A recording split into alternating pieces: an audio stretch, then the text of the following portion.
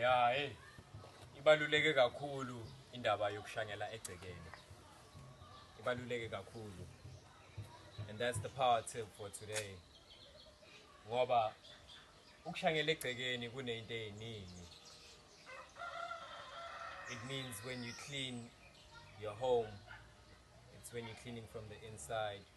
Ulungisa inkinga zasekhaya. Nezinye izinto ezangaphandle ezovele zilungele nazo. Ukushanyela egcekeni ngokwesintu kubalekile ukuthi kuyenza abomama bebakenza kakhulukazi emandulo ekseni bashanyela egcekeni ukuklina nemimoya awendawo to cleanse the aura of the place. I-meditation nakhona i-exercise inceda nange-blood flow.